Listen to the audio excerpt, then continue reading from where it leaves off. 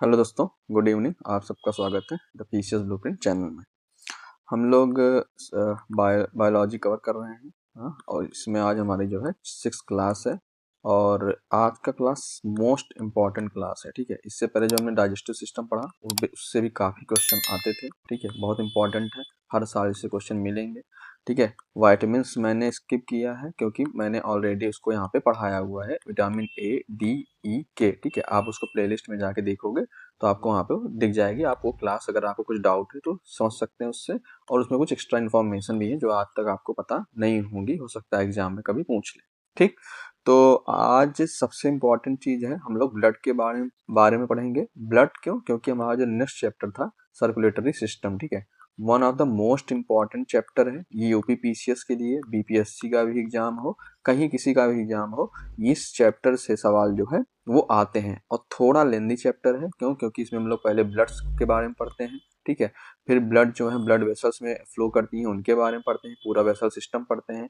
फिर हम लोग इसमें हार्ट के बारे में पढ़ते हैं। ठीक है, इसकी पंपिंग, इसकी फंक्शनिंग, ठीक है, आर्टरी, वेन, कैपिलरीज क्या क्या होती हैं। तो काफी लेंदी चैप्टर है और काफी क्वेश्चन इससे आए हुए हैं। आप घटना चक्र उठा के देखेंगे पीवाईक्यू में, तो हर एक एग्जाम में इसका महत्व बहुत है। ठीक है, तो अगर आप क्लास आज पहली बार देख रहे हो इस सीरीज की, ठीक है, तो मैं कहूँगा इस वीडियो को जरूर देखना। ठीक है, ऐसा कॉन्सेप्ट और इस तरीके से याद कराऊंगा कि कभी आप भूलेंगे नहीं। ठीक है, बहुत मेहनत लगती है वीडियो बनाने में। अगर आप देख रहे हैं तो लाइक और कमेंट जरूर कर दीजिएगा, फीडबैक थोड़ा दिया करिए कि ठीक है कोई कमी रह गई हो तो मैं उसको सुधारने की प्रयास करूँ। ठीक है, अगर आपको अच्छा लग रहा है तो आप वो भी कमेंट में बता देंगे, थोड़ा सा मोटिवेशन मिलता रहेगा मुझे। ठीक है, ऐसे नहीं तो फिर वही खाना पूर्ति वाला काम होगा, फिर उसमें मजा नहीं आता है। ठीक है, जो कराएंगे अच्छे से कराएंगे और डिटेल में अच्छे से कॉन्सेप्ट और विद पीवाईक्यू के साथ। ठीक है, अभी यूपीपीएससी आरओ का मेंस हुआ। ठीक है, उसमें आप जीएस के पेपर में देखेंगे कि जो डाइजेस्टिव सिस्टम से मैंने पढ़ाया था, जो सीक्वेंस मैंने बोला था ये क्वेश्चन एग्जाम में आ सकता है, सेम वही क्वेश्चन आया हुआ था। तो ये मैं नहीं कह रहा हूँ मैं प्रेडिक्ट कर दिया बहुत अच्छा है, ऐसा कुछ नहीं। मैं बस पीवाईक्यू के बेस्ड पे और कौन से थीम इंपॉर्टेंट है उसके बेस पे मैं पढ़ाता हूँ। और 3 सोर्स मैंने आपको बताए थे, एनसीईआरटी, जीएस जनरल साइंस की लूसेंट और पीवाईक्यू के लिए घटना चक्र पूरा अवलोकन। ठीक है, इन्हीं तीनों से मैं मिला के आपको सब कुछ मिक्स करके पढ़ाता हूँ ताकि इसके बाहर कभी क्वेश्चन आए ही ना। ठीक है, जो आएगा फिर वो सबके लिए टफ ही होगा। ठीक, ये बात हो गई। और एक चीज और, आज थोड़ा सा हो सकता है बैकग्राउंड नॉइस कुछ आए आज मेरे वीडियो में। ठीक है, तो हम, नया भारत है, निर्माण हो रहा है नए भारत का, तो कुछ आवाजें हो सकता है आ सकती हैं। ठीक है, तो उसको आप प्लीज इग्नोर कीजिएगा। ठीक, क्लास शुरू करते हैं हम लोग। ध्यान से सुनिएगा, अच्छे से समझिएगा। बहुत सिंपल है, बहुत टिपिकल नहीं है, और हम लोग उसको उसी बेस पे पढ़ना स्टार्ट करेंगे। ठीक है, तो सर्कुलेटरी सिस्टम में हमारा सबसे पहला पार्ट आता है ब्लड, क्योंकि सर्कुलेटरी सिस्टम जो है ना, उसका फंक्शन ही है कि वो ब्लड को पूरे बॉडी में जो है वो पंप करे। ठीक है, सर्कुलेटरी सिस्टम का काम क्या है? ब्लड को पूरे बॉडी के सेल्स में, ठीक है, ब्लड को जितने बॉडी में सेल्स हैं उसको पहुंचाए। ठीक है, और ये काम कौन करता है? ये काम हमारा जो हार्ट है, जो हमारे लेफ्ट साइड चेस्ट में सिचुएटेड है, वो काम ये करता है। ठीक है, तो कुल मिला के ब्लड की जो पंपिंग होती है वो हार्ट करता है, और जो पंपिंग के बाद ये ब्लड जो है ये अपने अपनी नलियों के द्वारा अलग अलग टाइप के सेल्स में, जहां जिसको जिस न्यूट्रिशन का काम होता है वो वहां पे उसको पहुंचाती है। ठीक है, तो ब्लड से पहले मैं आपको यहाँ पे एक चीज दिखा देता हूँ, आप ये चीज समझिए थोड़ा सा। इससे आपको जब बैकग्राउंड पता रहेगा तो चीजें आपको अच्छी समझ में आएंगी। ठीक है, ये आप एक इमेज देख रहे होंगे, इसमें सर्कुलेटरी सिस्टम को बताया गया है। तो आप यहाँ देख रहे होंगे मेन में सेंटर में हार्ट है, और यहाँ से बहुत ढेर सारी आपको ये कुछ ऐसे वायर या जो भी कह सकते हैं, कुछ इस टाइप की आपको चीजें दिख रही होंगी। तो ये हमारी यही जो है ये ब्लड वेसल्स है। ठीक है, ब्लड वेसल्स क्या होती हैं? जिनमें हमारा ब्लड जो है वो फ्लो करता है। ठीक है, एक नली हुए, पूरे शरीर में एक नली की जाल, एक डक्ट की पूरे जाल ऐसे है। ठीक है, पूरा नेटवर्क है जिसमें हमारा ब्लड जो है वो हार्ट से पंप होने के बाद फ्लो करता है। तो इसमें आपको एक आर्टरी वाला ब्लड दिखेगा जो रेड कलर का है, और एक डीऑक्सीजनेटेड ब्लड दिखेगा जो ब्लू कलर का है। डीऑक्सीजनेटेड ब्लड मतलब कि इसमें ऑक्सीजन की कमी है। ठीक है, तो ये चीज ऐसी होती है, यहाँ से हार्ट पंप करता है, फिर हर एक आर्टरी, वेन्स और कैपिलरीज के थ्रू बॉडी के हर एक पार्ट के हर एक सेल्स में ये सब चीज जो है ब्लड हमारा पहुंचता है। और इसीलिए जो है ब्लड हमारे लिए बहुत ज़्यादा इंपॉर्टेंट होता है। ब्लड से सारे हार्मोन, सारे न्यूट्रिएंट्स जितने होते हैं वो हमारी बॉडी में फ्लो करते हैं। ठीक है, तो यहाँ 3 मेजर टाइप के ब्लड वेसल्स होती हैं। पहली आर्टरीज होती हैं, वेन्स होती हैं और कैपिलरीज होते हैं। अभी आपको यहाँ पे सिर्फ इतना जानना है। जब मैं सर्कुलेटरी सिस्टम स्टार्ट करूंगा तो इनके बारे में हम लोग और डिटेल से पढ़ेंगे कि इनका क्या फंक्शन है, क्या होती है। फिलहाल याद रखिए कि ब्लड हम लोग पढ़ रहे हैं, तो ब्लड कहाँ फ्लो करता है, कहाँ बहता है? आर्टरीज में। आर्टरीज मतलब धमनियां, ठीक है, धमनियों में, वेन्स में और कैपिलरीज में। ठीक है, और इनका फंक्शन मैंने आपको बता ही दिया, वही चीज है। इनका फंक्शन जो है कि कार्बन डाइऑक्साइड को, वेस्ट को रिमूव करना। कैसे? जो हम लोग रेस्पिरेटरी सिस्टम में गैसियस एक्सचेंज पढ़े थे, एल्वियोलाई के थ्रू O2 का आना और CO2 का बाहर जाना। ठीक है, वो ये काम करती हैं ब्लड वेसल्स के through. Control body temperature, regulate blood pressure और ऑक्सीजन का ट्रांसपोर्ट करती हैं और न्यूट्रिएंट्स का। ठीक है, तो ये मेन काम ब्लड वेसल्स का होता है। मैंने सबसे पहले आपको ब्लड वेसल्स इसलिए बता दी और सर्कुलेटरी सिस्टम का ओवरव्यू इसलिए दे दिया ताकि आपको ये समझ में आए कि जो हम ब्लड पढ़ रहे हैं वो कहाँ कैसे फ्लो होता है। ठीक है, अब हम लोग स्टार्ट करते हैं मेन अपना आज का जो टॉपिक है वो है ब्लड। ठीक है, तो ब्लड क्या है? सबसे पहले आप जानो ब्लड एक कनेक्टिव टिश्यू है। ठीक है, तो अब आ गया वर्ड नया, कनेक्टिव टिश्यू। सबसे पहले टिश्यू क्या होता है? टिश्यू बहुत ढेर सारे सेल से मिलके जब कोई एक स्ट्रक्चर तैयार होता है तो उसको बोलते हैं टिश्यू। ठीक है, टिश्यू या हिंदी में ऊतक बोलते हैं। ठीक है, हमारा जो बेसिक यूनिट है हमारी लाइफ की वो क्या होती है? वो होता है हमारा सेल्स। और सेल्स से जब बहुत ढेर सारी सेल्स आपस में मिलके एक ऑर्गेनाइज ग्रुप बनाती है, ठीक है, एक तरीके से एक स्ट्रक्चर बनाती है, तब उसको हम लोग क्या बोलते हैं? टिश्यू बोलते हैं। अब टिश्यू में कनेक्टिव टिश्यू क्या होता है ये समझते हैं। तो ब्लड कनेक्टिव टिश्यू कैसे है? अब मतलब कनेक्टिव टिश्यू क्या होता है? ठीक है, तो जैसे आपको नाम से ही समझ में आ रहा है, कनेक्ट करना, ठीक है, जोड़ना, एक चीज से किसी दूसरे चीज को जोड़ने का जो काम करता है उसको हम लोग कनेक्टिव टिश्यू बोलते हैं।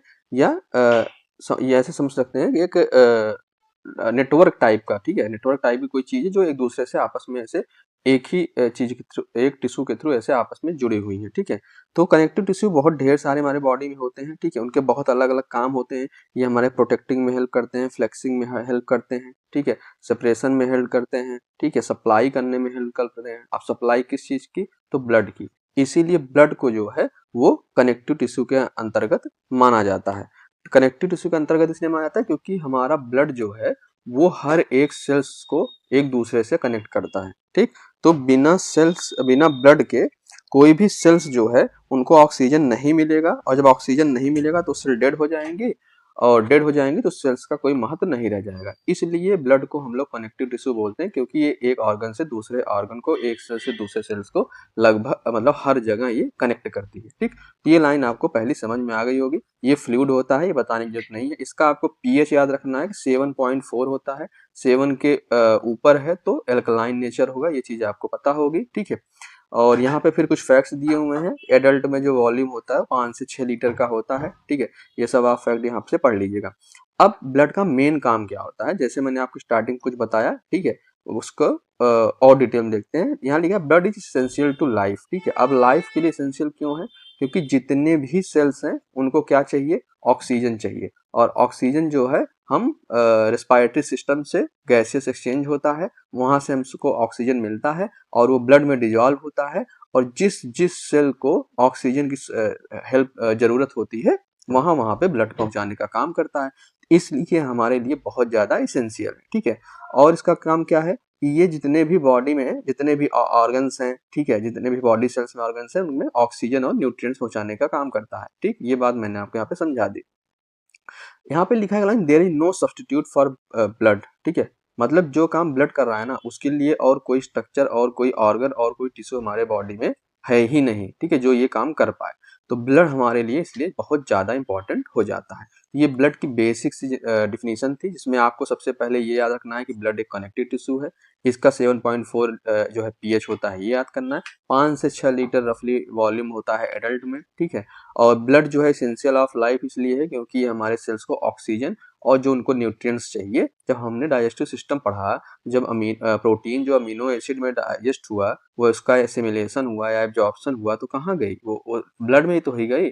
तो ब्लड में क्या आया, न्यूट्रिएंट्स आया। अब जिसको जो चाहिए, जिसको प्रोटीन अमीनो एसिड चाहिए वहां ब्लड जाके अमीनो एसिड दे देगा, जिसको ग्लूकोज चाहिए वहां ब्लड जाके उसको ग्लूकोज दे देगा।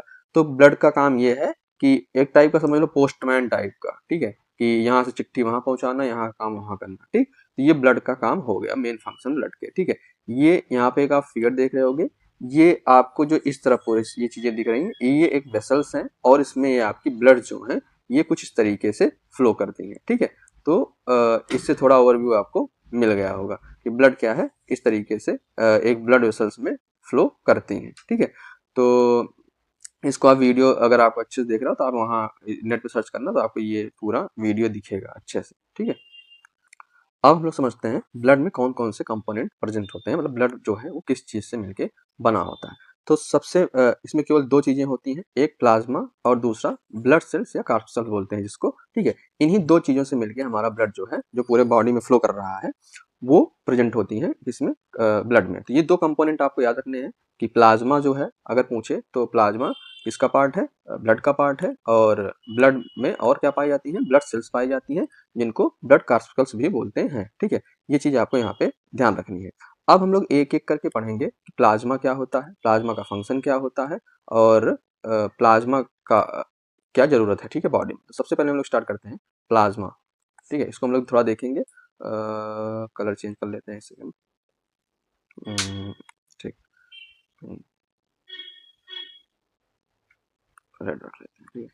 तो सबसे पहले ना कि ये प्लाज्मा जो है, ये जैसे बॉडी हमने पढ़ा फ्लूइड स्ट्रक्चर है, तो ये भी एक लिक्विड जैसा एक बॉडी का ब्लड का पार्ट है जो 55% ब्लड का पार्ट बनाता है, ठीक है। जैसे अगर ब्लड में 100% देखें तो उसमें 55% जो है वो आपका क्या दिखेगा, प्लाज्मा दिखेगा, ठीक है। अब जैसे मैं यहाँ पे कुछ चीजें बता रहा हूँ, इसको आप नोट्स बनाते रहिएगा, ठीक है, इसके साथ साथ, क्योंकि हो सकता है कि हर चीज आपको पीडीएफ में नहीं मिलेगी, और इसका क्रिस्प नोट जो है आप खुद जैसे जैसे मैं बताता जा रहा हूँ, जो जो इंपॉर्टेंट है आप उसको शॉर्टकट में लिखते रहिए, ठीक है। अब ये ब्लड जो प्लाज्मा जो है, ये ब्लड का 55% बनाता है। प्लाज्मा मेन क्या होता है, मेन प्लाज्मा में सबसे ज्यादा आपको क्या देखने को मिलेगा, 90% वाटर होता है, ठीक है। बाकी के जो रिमेनिंग 10% होते हैं उसमें आपको प्रोटीन देखने को मिलेंगे, मिनरल्स देखने को मिलेंगे, कार्बोहाइड्रेट्स देखने को मिलेंगे, और जो इसेंशियल मिनरल्स होते हैं वो देखने को मिलेंगे। अब ये सब चीज किसमें है, ब्लड के अंदर ही तो है, लेकिन ब्लड के किस पार्ट में है, तो आप ये समझिए प्लाज्मा में। प्लाज्मा मेनली किससे बना होता है, सबसे ज्यादा 90% इसमें वाटर होता है। जैसे अगर एमसीक्यू आए कि प्लाज्मा में सबसे ज्यादा कौन सा चीज पाया जाता है, ठीक है, उसमें लिख दे वाटर, ठीक है, उसमें लिख दे प्रोटीन, ठीक है, उसमें लिख दे न्यूट्रिएंट्स, ठीक है। सबसे पहले आपको टिक लगाना है भाई, प्लाज्मा जो है 90% ऑफ वाटर का बना होता है। अब इसमें कुछ बहुत इंपॉर्टेंट प्रोटीन पाए जाते हैं, उनका मैं यहाँ पे नाम लिख दे रहा हूँ, आप उसको नोट कर लीजिएगा। 3 प्रोटीन का नाम है, आप उसको याद रखिएगा। पहला प्रोटीन है फाइब्रिनोजन, ठीक है, फाइब्रिनोजन, ठीक, पहला फाइब्रिनोजन, ठीक है। दूसरा है एल्बुमिन, ठीक है, दूसरा है एल्बुमिन, और तीसरा है ग्लोबिलिन, ग्लोबिलिन, ठीक है, तीसरा है ग्लोबिलिन, ठीक है, ग्लोब्युलिन, ठीक है, ग्लोबिलिन, ठीक। ये 3 टाइप के प्रोटीन यहाँ पे पाए जाते हैं। अब इन तीनों का अलग अलग फंक्शन होता है। जो हमारा फाइब्रिनोजन होता है, ये ब्लड को क्लॉट करने में हेल्प करता है, यानी ब्लड का थक्का जमाने में हेल्प करता है। जब हमको ब्लीडिंग होती है तब, अगर हमको कहीं ब्लीडिंग होती है कुछ देर बाद आप वहां पे देखोगे कि क्लॉट बन जाता है, ठीक है। तो ये किसकी हेल्प से होता है, ये फाइब्रिनोजन के हेल्प से होता है, ठीक। और जो एल्बुमिन है, एल्बुमिन का काम क्या होता है, ये हम प्रेशर जो है, ठीक है, ऑस्मोटिक प्रेशर, ठीक है, ये आप लोग बहुत सुने होंगे, इस पे क्वेश्चन भी आएगा, हम लोग इसको पढ़ेंगे अच्छे से, ठीक है। फिलहाल इतना जानिए कि जो प्लाज्मा का ऑस्मोटिक प्रेशर है उसको ये मेंटेन करता है, और ये लिपिड के ट्रांसपोर्टेशन में हेल्प करता है, ठीक है। एल्बुमिन जो है वो लिपिड्स के ट्रांसपोर्टेशन में हेल्प करता है। और जो ग्लोबुलिन है, ठीक है, लास्ट वाला प्रोटीन, ठीक है, ये हमारे इम्यून सिस्टम के लिए इंपॉर्टेंट है, ठीक। तो ये 3 चीजें आपको प्लाज्मा के बारे में याद रखनी है कि प्लाज्मा जो है वो ब्लड का 55% बनाता है, ठीक है। 90% ऑफ वाटर होता है, बाकी जो होते हैं प्रोटीन, मिनरल्स और कार्बोहाइड्रेट होते हैं। 3 मेन इसमें प्रोटीन पाए जाते हैं, ठीक है। इसका नाम फाइब्रिनोजन जो ब्लड क्लॉटिंग में हेल्प करता है, दूसरा एल्बुमिन, ठीक है, जो हमारे प्लाज्मा के ऑस्मोटिक प्रेशर को मेंटेन करता है और लिपिड्स के ट्रांसपोर्टेशन में हेल्प करता है। तीसरा पॉइंट है ग्लोबुलिन, जो हमारे इम्यून सिस्टम में हेल्प करता है। तो इतनी चीजें आपको समझ में आ गई होंगी प्लाज्मा के बारे में, ठीक है। अब और डिटेल में हम लोग समझे कि प्लाज्मा का फंक्शन क्या है। तो हमने देखा कि प्लाज्मा जो है किससे किससे मिलके बना होता है, और क्या क्या उसके कंपोनेंट्स होते हैं, ठीक है। जैसे हमने ब्लड में 2 कंपोनेंट पढ़े, प्लाज्मा और ब्लड सेल्स, तो ऐसे प्लाज्मा में कितने कंपोनेंट होते हैं वो हमने पढ़े। अब थोड़ा इसका हम लोग देखते हैं कि इसका फंक्शन क्या होता है। ठीक है, तो इसके फंक्शन सबसे पहले जैसे मैंने आपको बताया कि ऊपर क्लॉटिंग में हेल्प करता है। क्यों? क्योंकि इसमें प्रेजेंट होता है फाइब्रिनोजन, और इम्यूनिटी में हमारे ये हेल्प करता है क्योंकि इसमें प्रेजेंट होता है ग्लोबुलिन प्रोटीन। ठीक है, उसके बाद ये एक मीडियम की तरह काम करता है। ठीक है, ये एक मीडियम की तरह काम करता है, किसके बीच? जो हमारे सेल्स हैं उनको अगर सोडियम और पोटेशियम, ठीक है, सोडियम और पोटेशियम की जो जरूरत होती है, वो एक्सचेंज जो है वो प्लाज्मा के थ्रू होता है। ठीक है, तो हम ये कह सकते हैं कि प्लाज्मा जो है मीडियम फॉर एक्सचेंज है किसका? सोडियम और पोटेशियम का। ठीक है, ये लाइन आपको याद रखना, मीडियम ऑफ एक्सचेंज है। यहाँ पे मैं लिख दे रहा हूँ मीडियम ऑफ एक्सचेंज किसके लिए? वाइटल मिनरल्स के लिए, जैसे सोडियम और पोटेशियम। ठीक है, ये जो है हमारा जो पीएच है, ठीक है, हमारे पीएच को भी ये मेंटेन करता है। हमारे बॉडी में एसिड बेस जो को प्रॉपरली मेंटेन करता है, जिससे हमारे जो सेल्स होती हैं उनकी फंक्शनिंग जो है अच्छी हो सके। ठीक है, तो आप ये यहाँ लिख सकते हैं पीएच के मेंटेनेंस में भी ये हेल्प करता है। ठीक, इतनी चीजें आपको प्लाज्मा के बारे में याद रखनी चाहिए। आपने इसका कंपोनेंट देखा, आपने उसका फंक्शन देखा कि कैसे क्या प्लाज्मा काम करता है। ठीक है, उसके बाद नेक्स्ट है इस पे, जैसे यहाँ पे मैं दिखाता हूँ। अब इसके बाद हम लोग ब्लड सेल्स के बारे में पढ़ेंगे। एक यहाँ पे फिगर दिया हुआ है, ये आपके घटना चक्र का फिगर है। ठीक है, मैंने वहां से लिया हुआ है, तो इसको आप यहाँ से देखिए इसमें क्या क्या चीजें हैं। ठीक है, तो इसमें आप देख रहे होंगे सबसे पहले हाँ, ठीक, तो यहाँ पे लिखा हुआ है ह्यूमन ब्लड, और फिर आप देखोगे ह्यूमन ब्लड जो है वो प्लाज्मा में डिवाइड है और ब्लड सेल्स या ब्लड कार्पस्कल्स में डिवाइड है। तो प्लाज्मा हमने पढ़ा 55% का बना होता है, वाटर हमने बताया 90%। ठीक है, ऑर्गेनिक मैटर और इनऑर्गेनिक मैटर वही प्रोटीन, कार्बोहाइड्रेट, ठीक है, और सोडियम, पोटेशियम। ठीक है, तो हमने प्लाज्मा को यहाँ पे कवर कर लिया। नेक्स्ट है हमारा ब्लड सेल्स। ब्लड सेल्स जो होती है 45% ऑफ ब्लड होती है। ठीक है, अब ब्लड सेल्स जो होती है ये 3 टाइप की होती है। ठीक है, सबसे पहले आपको याद रखना है ब्लड सेल्स, यूं ब्लड में प्लाज्मा, ब्लड सेल्स जो है वो 3 टाइप की होती हैं। सबसे पहले प्लेटलेट्स, ठीक है, फिर उसके बाद आरबीसी यानी रेड ब्लड कार्पस्कल्स, फिर उसके बाद डब्ल्यूबीसी व्हाइट ब्लड कार्पस्कल्स। ठीक है, ये 3 पहले तो आपको याद रखने हैं कि तीनों जो हैं ये ब्लड सेल्स के पार्ट हैं। ठीक है, इसको प्लाज्मा में नहीं मिक्स करना है, ये प्लाज्मा से अलग है। एक बाल्टी पानी है, उसमें प्लाज्मा है, उसी में ब्लड सेल्स भी हैं। ठीक है, तो ऐसे आपको इमेजिन करना है। अब ब्लड सेल्स में आरबीसी, डब्ल्यूबीसी और प्लेटलेट्स होते हैं। अब यहाँ पे आप डब्ल्यूबीसी में भी कुछ आपको 2 पार्ट देखने को मिलेंगे, ग्रेनुलोसाइट्स, ठीक है, और अग्रेनुलोसाइट्स। ग्रेन्यूल्स मतलब प्रेजेंट होंगे जिसमें, अब ग्रेन्यूल्स क्या होता है जब हम लोग डब्ल्यूबीसी पढ़ेंगे बताऊंगा मैं आपको। ठीक है, तो ग्रेन्यूल्स जिसमें प्रेजेंट होंगे उसको उस डब्ल्यूबीसी को हम लोग क्या बोलेंगे? ग्रेनुलोसाइट्स। जिसमें नहीं प्रेजेंट होंगे उसको हम लोग क्या बोलेंगे? अग्रेनुलोसाइट्स। ठीक है, तो ग्रेनुलोसाइट्स भी फिर 3 प्रकार के होते हैं, EBN, इस्नोफिल्स, पैसोफिल्स, न्यूट्रोफिल्स। ठीक है, इसको आप चाहे जैसे भी याद कर सकते हैं। बेन 10 आता था ना पहले मूवी, तो बेन सीरीज, तो बेन से आप इसको याद कर सकते हैं। बैसोफिल्स, इस्नोफिल्स, न्यूट्रोफिल्स ये ग्रेनुलोसाइट्स हैं। बाकी जो बचा वो एग्रेनुलोसाइट या लिम्फोसाइट और मोनोसाइट। ठीक है, तो आपको एक याद कर लीजिए। ठीक है, ग्रेनुलोसाइट क्या है? बेन है। ठीक, बैसोफिल्स, इस्नोफिल्स और न्यूट्रोफिल्स, बाकी जो बचा लिम्फोसाइट और मोनोसाइट वो क्या हो गया आपका? अग्रेनुलोसाइट्स। ठीक है, तो अब हम लोग एक एक करके पढ़ेंगे। आरबीसी के बारे में पढ़ेंगे, फिर व्हाइट ब्लड सेल डब्ल्यूबीसी के बारे में पढ़ेंगे, फिर प्लेटलेट्स के बारे में पढ़ेंगे, तब ये हमारा चैप्टर जो है, मतलब ये पार्ट जो है हमारा कंप्लीट हो जाएगा। तो हम लोग सबसे पहले रेड ब्लड सेल्स पढ़ेंगे। ठीक है, और उसका फंक्शन क्या होता है, स्ट्रक्चर क्या होता है, कैसे क्या बनता है, सब हम लोग यहाँ पे एक एक करके कवर करते हैं। ठीक है, तो आपको सबसे पहले कुछ फैक्ट्स मैं बताऊंगा जो अक्सर एग्जाम में पूछे जाते हैं, तो वो आपको याद रखना है। ठीक है, और साथ साथ नोट करते जाइएगा। ठीक है, एक सेकंड में थोड़ा पेन का साइज छोटा कर लूँ बस। ठीक, तो उसको आप साथ साथ नोट करते जाइएगा जो जो मैं इंपॉर्टेंट चीज बता रहा हूँ। ठीक है, तो जितने भी ह्यूमंस होते हैं, ठीक है, जितने भी ह्यूमंस और अदर मैमल्स होते हैं, सब में मैच्योर रेड ब्लड सेल्स पाई जाती हैं। ठीक है, ये चीज आपको याद रखना है। रेड ब्लड सेल्स जितने भी ह्यूमंस और अदर मैमल्स हैं उनमें पाई जाती है, और इनका शेप आप देख रहे होगे कुछ इस टाइप का है। ठीक है, जैसे एक मिठाई नहीं होती है उस टाइप का, तो इसको बोलते हैं हम लोग oval by concave disc type का स्ट्रक्चर होता है। ठीक है, तो ये वर्ड आपको याद रखना है कि इसका जो शेप होता है वो ओवल होता है और बाई कॉनकेव डिस्क टाइप का होता है, कुछ इस तरीके से। ठीक है, ठीक, तो ये इसके आपको स्ट्रक्चर या इसके शेप के बारे में, किस टाइप का होता है, राउंड होता है कि रेक्टेंगल होता है, ये सब नहीं, इसका शेप कैसा होता है, ओवल बाई कॉनकेव डिस्क। ठीक है, और जैसे आपने सेल पढ़ा था, ठीक है, अगर आपने नहीं पढ़ा है तो मैंने वीडियो डाली है इसी चैनल पे, आप उसको जाके सेल वाला चैप्टर पढ़ लीजिएगा, बिना सेल के तो बायोलॉजी कुछ नहीं समझ में आएगी। ठीक है, तो जब मैं सेल पढ़ाया था तो मैंने बताया था कि हर एक सेल्स में एक न्यूक्लियस जरूर प्रेजेंट होता है। अब ये आरबीसी क्या है, एक प्रकार की सेल ही तो है, ब्लड सेल्स हैं ये। ठीक है, लेकिन इसमें क्या होता है, न्यूक्लियस जो है वो अब्सेंट होता है। ठीक है, मोस्ट इंपॉर्टेंट पॉइंट है ये। ठीक है, एकदम याद रखना है कि आरबीसी में न्यूक्लियस जो है वो प्रेजेंट नहीं होता है, एक सेल होते हुए भी।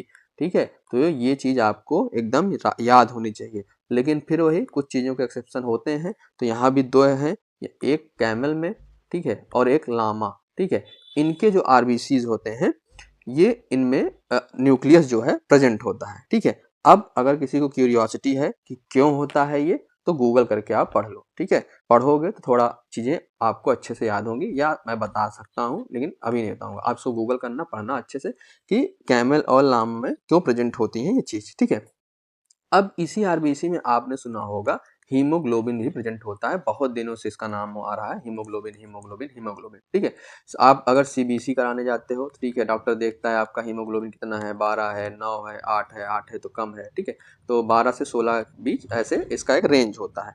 ठीक, तो ये हीमोग्लोबिन जो है ये आपके कहाँ प्रेजेंट होता है, आपके रेड ब्लड सेल्स में। ठीक है, अगर मैं इसको बताऊं, बोलूं कि जो हमारा ब्लड है, ठीक है, ब्लड का ब्लड वॉल्यूम का लगभग 40 टू 45%, ठीक है, ब्लड वॉल्यूम का लगभग 40 टू 45% जो है वो हमारी आरबीसी सेल्स होती हैं। ठीक है, वो कौन सी होती हैं, आरबीसी सेल्स होती हैं।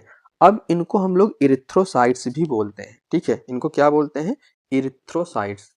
इरिथ्रोसाइट्स, साइट्स मतलब होती है सेल्स। ठीक है, ठीक, तो इरिथ्रोसाइट इसलिए बोलते हैं कि ग्रीक में इरिथ्रो का मतलब ही होता है रेड। ठीक है, इसलिए इसको इरिथ्रोसाइट्स भी बोला जाता है। ठीक है, तो ये चीज आपको यहाँ पे याद रखनी है कि आरबीसी को इरिथ्रोसाइट्स भी बोला जाता है। अब आरबीसी जब प्रोडक्शन स्टार्ट कहाँ से होता है, अगर इसको हम लोग देखें तो जब हम फीटस होता है, ठीक है, जैसे कोई फीटस है, वो फीटस वो एम्ब्रियोनिक लाइफ में है, मतलब अभी वो यूटरस में है। ठीक है, तो उस टाइम पर आरबीसी का प्रोडक्शन जो है वो किस लीवर में होता है। ठीक है, ये चीज आपको याद रखना है। इन फीटस यानी जब एम्ब्रियोनिक लाइफ होती है, जब फीटस जो है यूटरस के अंदर होता है, ठीक है, तब उसकी जो आरबीसी की फॉर्मेशन होती हैं वो आपकी लीवर में होती हैं। लेकिन वही एडल्ट होने पे, ठीक है, जब वही फीटस एडल्ट होता है तो ये शिफ्ट कर जाती है किस पे, बोन मैरो सेल में। ठीक है, बोन मैरो में। ठीक है, तो अगर आपसे पूछे कि आरबीसी का निर्माण कहाँ होता है, ठीक है, प्रोडक्शन कहाँ होता है, और उसमें अगर स्पेसिफिक मेंशन है कि एडल्ट में कहाँ होता है, तब आपको लगा के आना है क्या, बोन मैरो में। अगर वो पूछे फीटस में कहाँ डेवलप होता है, तब आपको क्या लगा के आना है कि फीटस में जो है वो लीवर में प्रेजेंट, लीवर में इसका डेवलपमेंट होता है। ठीक है, अब जो ये रेड बोन मैरो से जो हमारी आरबीसी निर्माण हुआ, जो ये निकली प्रोडक्शन हुआ, तो ये हवा हर जगह पूरे बॉडी में सर्कुलेट करेंगे। ठीक है, जितनी वेसल्स के थ्रू ये सर्कुलेट करेंगी, और उसके बाद ये 100 या 120 दिन तक, ठीक है, इनकी लाइफ टाइम होती है। और इसको फिर मैक्रोफेज लो जो होता है, ठीक है, उसको हम लोग पढ़ेंगे, इसको खा जाते हैं या आरबीसी की जो है वो डेथ हो जाती है, ऐसा मान सकते हैं। ठीक है, तो अगर लाइफ टाइम पूछे एक आरबीसी सेल्स की, तो 100 से 120 दिन, उसके बाद स्प्लीन में जाके ये इनको मतलब डेथ होती है, वहां मतलब खत्म हो जाती है, इसलिए स्प्लीन का भी यहाँ पे इंपॉर्टेंस होता है। ठीक है, तो ये आरबीसी कहाँ प्रोडक्शन होता है, कितनी इनकी सेल्फ लाइफ होती है, ठीक है, ये सब हमने चीजें यहाँ पे पढ़ी। और ये जब डेथ होती है ना, तो इनको रिसाइकिल किया जाता है मैक्रोफेजेस के द्वारा। ठीक है, तो ये भी चीज आपको यहाँ पे याद रखनी है कि मैक्रोफेजेस के द्वारा इनका जो है वो रिसाइकलिंग होती है। ठीक, उसके बाद अब हम लोग बात करेंगे हीमोग्लोबिन की। ठीक है, हीमोग्लोबिन थोड़ा स्ट्रक्चर समझ लेते हैं क्या होता है। तो सबसे पहले ये एक प्रोटीन है, और प्रोटीन है जिसमें आयरन प्रेजेंट होता है। ये चीज आपको याद रखनी है कि रेड हीमोग्लोबिन जो है वो एक प्रोटीन है और जिसमें आयरन प्रेजेंट होता है। आरबीसी का रेड कलर होना, ठीक है, आरबीसी का रेड कलर होना क्यों होता है? वो हीमोग्लोबिन की प्रेजेंस की वजह से, ठीक है, क्योंकि हीमोग्लोबिन का जो कलर है वो रेड होता है, इसलिए आरबीसी कलर भी जो रेड पाया जाता है। अब अगर इसको जैसे हम लोग सीबीसी कराते हैं ना, उसमें एक रेंज आती है, तो अगर इसका स्टैंडर्ड अमाउंट माने तो 14.5 mg मिलीग्राम जो है हीमोग्लोबिन वो पर 100 ml में ब्लड में पाया जाता है, ठीक है। अगर मतलब 100 ml है तो 14.5 mg जो है वो हीमोग्लोबिन का रहेगा। अगर हीमोग्लोबिन कम होने लगता है तो इसको हम लोग क्या बोलते हैं? एनेमिक, ठीक है, एनेमिक या एनीमिया हो गया या खून की कमी हो गई है, ठीक है। ये चीजें आपको याद रखनी है। अब ये हीमोग्लोबिन जो है ये प्रोटीन है तो पॉलीपेप्टाइड चेन से बना होगा, इसमें एक हीम नाम का पिगमेंट होगा, ठीक है, इसमें एक आयरन नाम का इनऑर्गेनिक कंपोनेंट होगा, ठीक है। तो पॉलीपेप्टाइड चेन्स, ठीक है, प्रोटीन है, हीम कलर है, आयरन इसमें जो है वो इनऑर्गेनिक कंपोनेंट है, ठीक है। तो ये चीज आपको आरबीसी के बारे में पता चल गई, ठीक है। ठीक, तो अब हीमोग्लोबिन का स्ट्रक्चर हमने समझ लिया किससे बना होता है। अब इसका फंक्शन समझते हैं।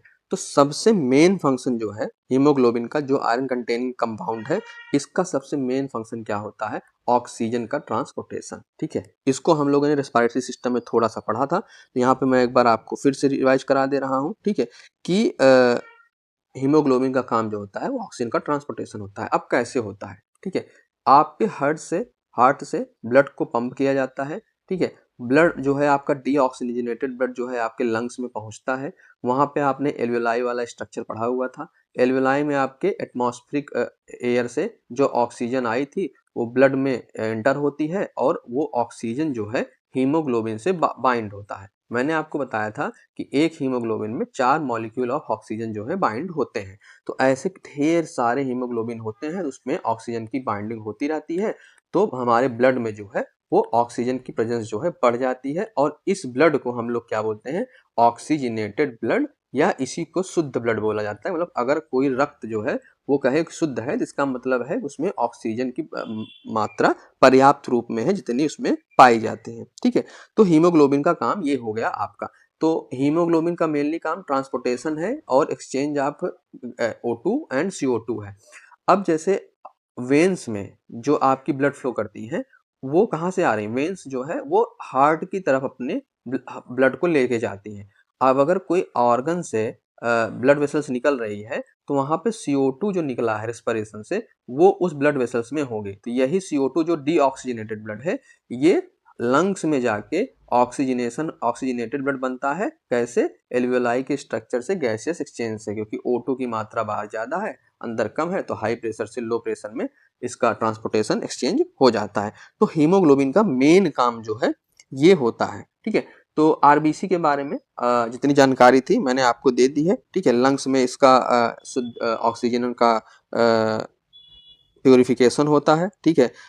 इरिथ्रोसाइट्स को, इसको इरिथ्रोसाइट्स ही बोलते हैं। इरिथ्रो मतलब रेड होता है, ये भी मैंने आपको बता दिया है, ठीक है। मेन फंक्शन इसका होता है transport of oxygen to the tissues, ठीक है, यानी हर एक टिश्यू हर एक सेल्स में ऑक्सीजन का ट्रांसपोर्ट करता है और ये हमारे ब्लड वॉल्यूम का लगभग 40 से 45% मिला बना होता है, ठीक है। हीमोग्लोबिन नामक इसमें एक प्रोटीन पाया जाता है, ठीक है, जो ऑक्सीजन को एब्जॉर्ब करता है लंग्स के एल्वेलाई वाले स्ट्रक्चर से और फिर ऑक्सीजनेटेड ब्लड को ये सेल्स और टिश्यू में पहुंचाता है, ठीक है। उसके बाद ये इसका मैंने शेप भी आपको बता दिया, एक डोनट शेप का या कौन सा शेप बताया था? डोनट शेप या बाइकॉनकेव डिस्क शेप होता है इसका, ठीक है। मैंने ये बता दिया। सभी मैमल्स में, ठीक है, जितने मैमल्स होते हैं उनमें रेड ब्लड सेल्स में न्यूक्लियस नहीं प्रेजेंट होता है। मैंने आपको 2 एक्सेप्शंस भी बताए, कैमल और लामा में, उनमें जो है वो न्यूक्लियस जो है प्रेजेंट होता है, ठीक है। तो उसके बाद जब ये मैच्योर हो जाती है 100 या 120 डेज में, ठीक है, तो इनकी लाइफ टाइम, एक आरबीसी सेल्स की लाइफ टाइम इतनी होती है 100 या 120 डेज में। तो अभी मैंने आपको बताया, तो ये क्या करती है, ये स्प्लीन में जाती हैं। स्प्लीन में जाके इनका मैक्रोफेजेस के द्वारा इनका रिसाइकल होता है, ठीक है। इनका रिसाइकल होता है। ओल्ड रेड ब्लड सेल्स जो होती हैं वो फिर से वहां रिसाइकिल होती है। कहाँ पे? स्प्लीन में। ये चीज आपको याद रखनी है। स्प्लीन, स्प्लीन क्या है? एक ऑर्गन है, स्टमक के जस्ट बगल में होता है, ठीक है। तो स्प्लीन को इसीलिए blood bank of the body बोलते हैं, ठीक है। तो ये चीज आपको याद रखना है। अगर spleen blood bank of the body पूछे तो आप बताइएगा कि स्प्लीन होता है। स्प्लीन क्यों होता है? क्योंकि जो स्प्लीन में ओल्ड रेड ब्लड सेल्स होती हैं वो वहां पे माइक्रोफेजेस के द्वारा रिसाइकिल की जाती हैं, ठीक है। उसके बाद आरबीसी का कुछ अमाउंट होता है, मेल में अलग होता है, फीमेल में अलग होता है, ठीक है। ये सब फैक्चुअल चीजें हैं, आप इसको जहां से पढ़ते हैं आप वहां से इसको पढ़ सकते हैं, ठीक है। तो मुझे नहीं लगता आरबीसी के बारे में अब कोई और चीज बची है जो बताने लायक हो।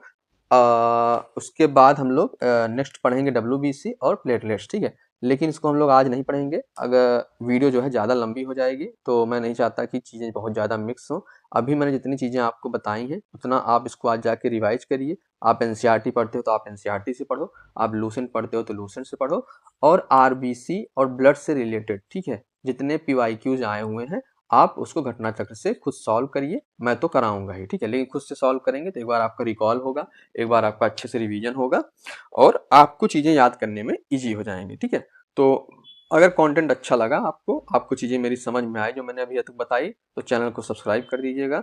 और मिलते हैं आपको नेक्स्ट क्लास में जिसमें हम लोग डब्ल्यूबीसी और प्लेटलेट्स को कवर करेंगे। देखो मैं जल्दी जल्दी पढ़ा सकता था इसको, लेकिन मैंने एक ही चीज कई बार रिवाइज कराई ताकि चीजें आपके दिमाग में बैठ जाए।